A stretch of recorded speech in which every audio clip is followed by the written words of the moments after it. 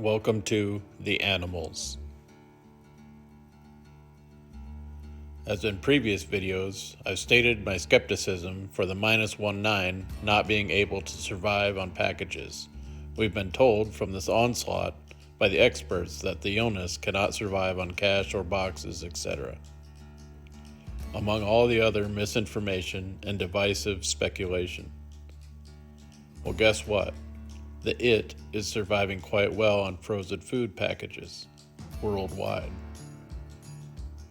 When countries have to ask for package decontamination from importers, there's clearly a problem. With that said, let's turn to the animals. So millions of mink were destroyed and slopped through the streets of Denmark recently, followed by global culling. Now pigs, cattle, and birds are being studied. Not because of being infected, but the possibilities of being infected. So is it going to be an unbiased study? Or will it be contorted to fit some meat hater's agenda? Or is it some plot to decimate food supply to usher in lab-grown products under the weight of desperation? Who knows where it goes?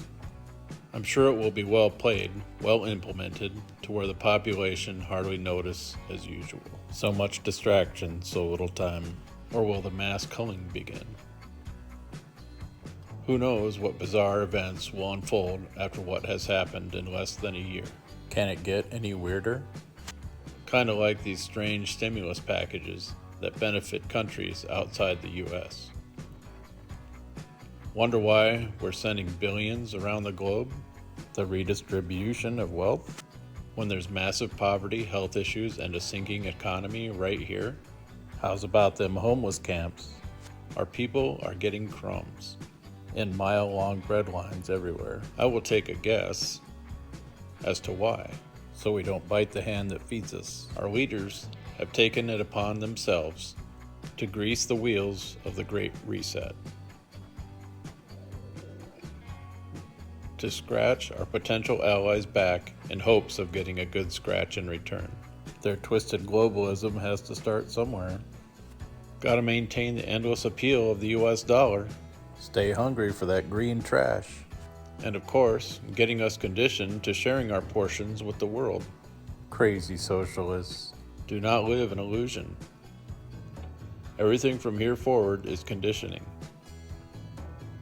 Every word spoken at the top is a precursor of something that's in the process of being implemented.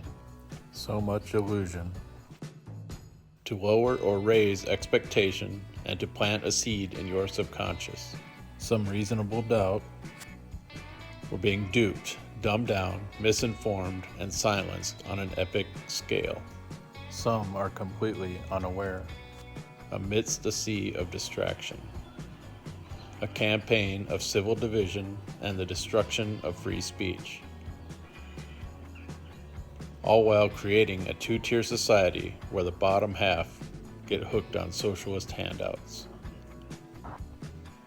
Every aspect of our way of life is being systematically rewritten in front of our faces with no end in sight, with little awareness and, seemingly, no way to stop it.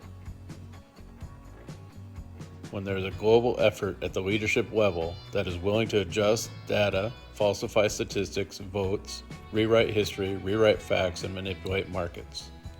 We the sheeple are in an uphill battle against the wolves of discourse. In case you haven't noticed, all control now rests at the top. Our leaders, corporations, and the rich elites decide everything for us rather than us telling them what they can do for us, as was intended by the forefathers. The very bills and politicians we vote for are tainted with false agendas, lies, and leveraging. Sick and twisted. Here's an example. Every time they want to vote in a new tax, it is tied to infrastructure that affects your employment. So you're told if you don't vote yes for new taxes, then none of the infrastructure jobs will exist. that were previously taxed for and misappropriated. So if every vote is coerced by leveraging your livelihood, how can freedom and liberty exist?